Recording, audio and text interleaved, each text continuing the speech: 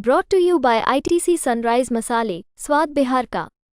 बिहार में जमीन सर्वे का काम शुरू हो चुका है। लोग अब सवाल पूछ रहे हैं कि जमीन का रिकॉर्ड और सर्वे की अद्यतन स्थिति क्या है। इस वीडियो में हम आपको बताएंगे कि आप घर बैठे इसे कैसे ट्रैक कर सकते हैं। तो ये जान लीजिए कि सर्वे की अद्यतन स्थिति ऑनलाइन सर्वे ट्रैकर ऐप पर भी देखी जा सकती है। ऐप के जरिए आप देख सकते हैं।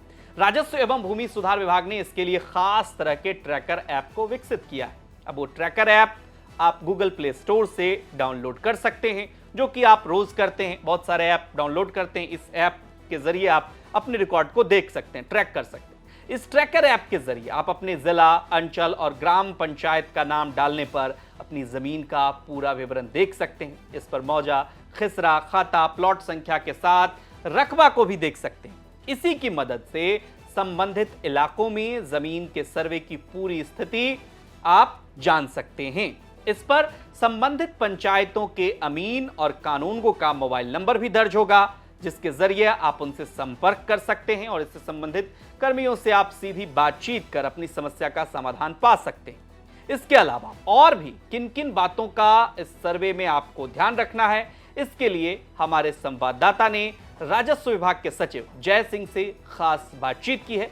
सुनिए हमारे संवाददाता अनिकेत की ये बातचीत। बिहार में जमीन सर्वे का काम शुरू हो चुका है। इस वक्त बातचीत करने के लिए हमारे साथ राजस्व विभाग के सचिव जय सिंह जी हैं। हम इनसे बातचीत करेंगे और पूरी जानकारी लेने की कोशिश करेंगे कि आखिर बिहार में जमीन सर्वे का काम कैसे चल रहा है, इसका प्रोसेस क्या है और लोगों को क्या कुछ करना होगा इसके लिए। सर, सबसे पहले तो बिहार तक में आपका स्वागत है। धन्यवाद।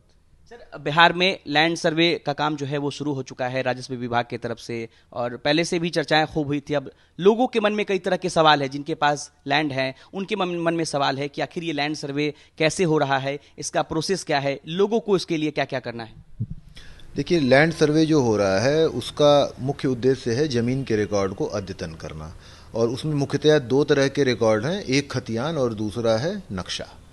तो पिछली बार रिविजनल सर्वे हुआ था बिहार में, जो कि सभी जिलों में नहीं हो पाया था, और उससे भी पहले कैडेस्ट्रल सर्वे हुआ था, जिसको हुए करीबन 100 से ज़्यादा साल हो गए। और वर्तमान में अभी भी अनेक ऐसे ज़िले हैं जहां कैडेस्ट्रल सर्वे खतियान के आधार पर ही जमाबंदियां और लैंड रिकॉर्ड चल रहे हैं। उसके बीच में बहुत सारे ज़मीनों के लेन देन हुए हैं, ट्रांजैक्शन, खरीद बिक्री हुई है। उसका अपडेशन जो है वो जमाबंदियों में तो होता है, लेकिन नक्शे में नहीं हो पाता है। इसलिए वास्तविक रूप से जो प्लॉट हमारा उसके हिसाब से बंट नहीं पाता, अपडेट नहीं हो पाता। इसी के कारण बहुत बार ऐसा भी होता है कि एक ही ज़मीन को कई लोगों द्वारा बेचने की शिकायतें आती हैं, और बहुत सारी ज़मीन से जुड़ी हुई गड़बड़ियों की शिकायतें आती हैं। तो बिहार सरकार ने यह तय किया कि एक विशेष सर्वेक्षण का कार्यक्रम किया जाएगा, और उसमें पूरे बिहार में ज़मीन के जो दस्तावेज हैं, खतियान और उसका मैप, नक्शा, उसको अद्यतन किया जाएगा। तो ये अभियान 2020 में ही शुरू हो गया था, और उसमें लिमिटेड एरिया में 20 जिलों के कुल लगभग 5000 गाँव में इसको शुरू किया गया था। तो उसमें से करीब 3000 से ज़्यादा गांव आज के समय में उसका प्रारूप प्रकाशन हो चुका है खतियान का, और उसमें लगभग 900 गांव ऐसे हैं जिनका अंतिम प्रकाशन भी हो चुका है। तो अब उसी को एक्सपेंड करके सभी जिलों के, सभी अंचलों के, सभी गाँव में इसको किया जा रहा है। अब इसमें जो आपने कहा कि रैयतों को क्या करना है, तो रैयतों के बारे में हम लोग लगातार विभाग की तरफ से विज्ञापन निकाल करके उनको सूचना दे रहे हैं कि उनके द्वारा क्या कार्रवाई की जानी है। मुख्यतः उनको अपने खेत जो हैं उनके गांव में उसकी मेड़ वगैरह को ठीक करने का काम कर लेना है। दूसरा, उनकी ज़मीन से संबंधित जो दस्तावेज उनके पास हैं, जैसे बहुत सारे लोग हैं जिन्होंने खरीद बिक्री के माध्यम से ज़मीन ली है, तो उनके पास उसका सेल डीड होगा। बहुत सारे लोगों को किसी न्यायालय के आदेश से कोई ज़मीन मिली है तो उनके पास कोर्ट ऑर्डर होगा। बहुत लोगों को बंटवारे से ज़मीन मिली है तो उनके पास उनके कागजात होंगे।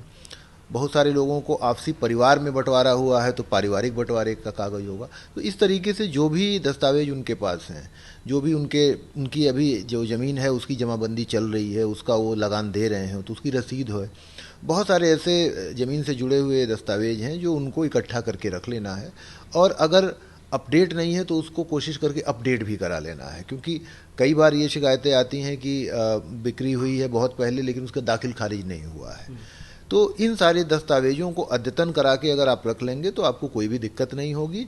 और दूसरा, इसमें एक रैयतों का जो सबसे पहला काम है, स्व घोषणा समर्पित करना। तो ये जो नियम है सर्वे का, उसमें रैयतों को यह बोला गया है कि आप सबसे पहले अपनी ज़मीन को खुद ही डिक्लेयर कीजिए, खुद ही घोषित कीजिए।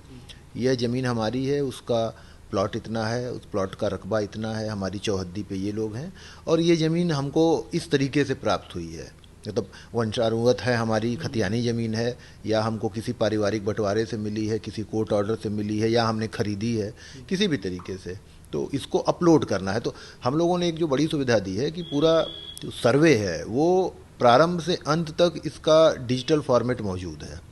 यानी अगर आप अपनी ज़मीन के दस्तावेज और स्वघोषणा समर्पित करना चाहते हैं तो ये आप विभाग की और निदेशालय की वेबसाइट पर अपलोड कर सकते हैं, आपको कहीं जाने की ज़रूरत नहीं है।